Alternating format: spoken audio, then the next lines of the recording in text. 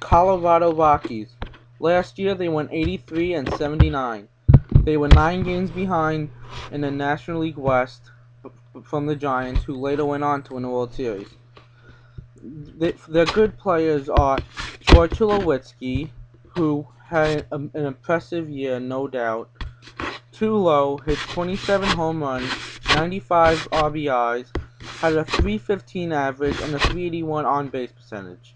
Next year, he's going to hit 33 big flies, have 115 ribbies, and have a .330 batting average because he is capable of that.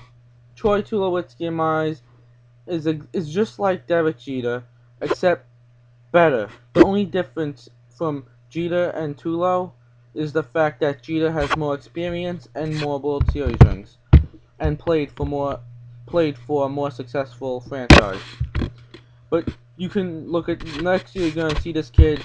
He's gonna be up there on the top 5 with every single rank possible, except stolen bases. They got Todd Helton. Todd Helton last year played 118 games, had 8 home runs with 37 ribbies. That's not good for him. He only batted a .256.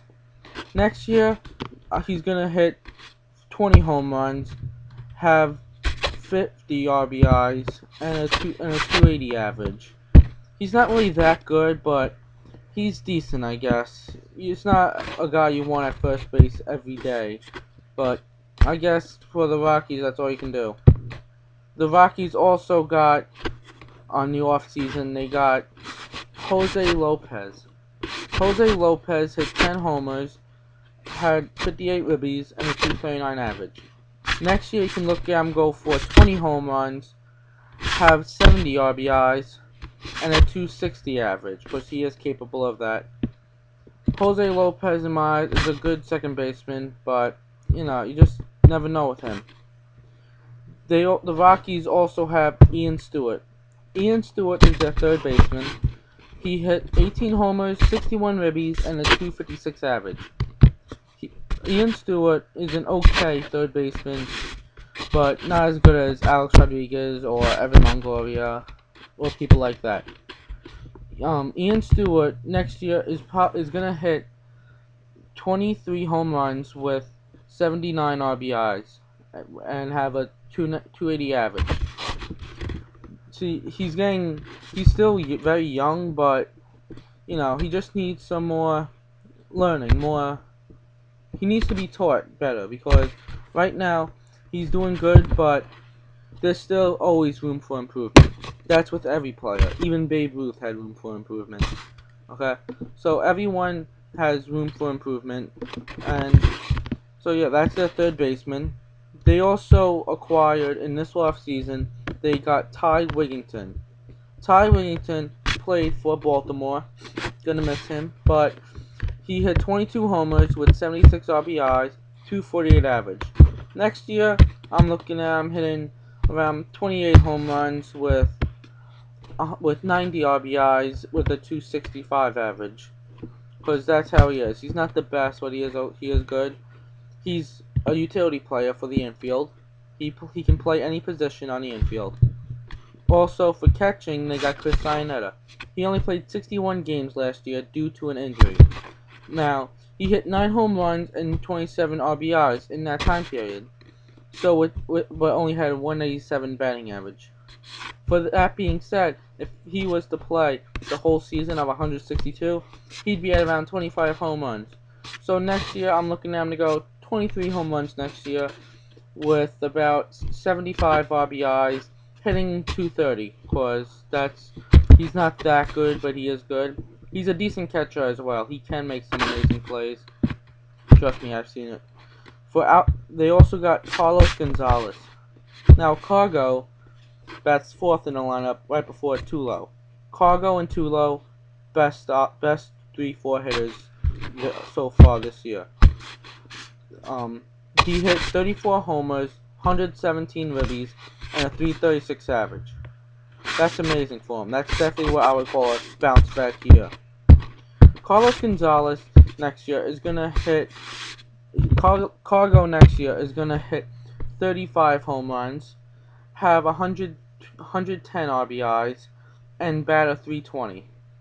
Even though he had great average this year, he's not the kind of guy that posts these numbers nonstop. So that's why I say he's only gonna bat .320. But yeah, I'll definitely look at him though, because he's gonna be in the top 10 every stat for the National League. They also got Seth Smith. Seth Smith had 17 homers, 52 ribbies, and 246 average. Smith, I'm looking at going for 20 home runs, 60 RBIs, and a 255 average. Not that good, but he's a decent left fielder. They also got Ryan Spielborgs. Last year, Ryan Spielborgs hit 10 home runs, 39 ribbies, and a 279 average. I can look at this guy to go to 15 home runs, 50 RBIs, and a 285 average if he's healthy enough. Because health is always a factor no matter what. They also got Chris Iannetta. Oh wait, I already covered him. They also got, for pitching, they got Houston Street, who came back from an injury. Street is amazing overall, okay? He's one of those guys that's an all-star, and you can just count on him at the 9th inning to close things out. So yeah, they also got Rafael Betancourt.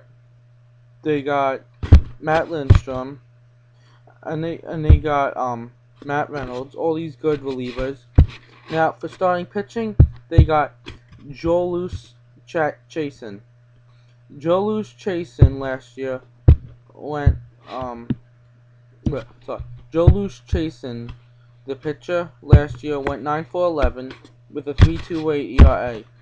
Next year, I can look at this kid to go 11 and 10 next year with 3.9 ERA, because he's not that good, but he is pretty good.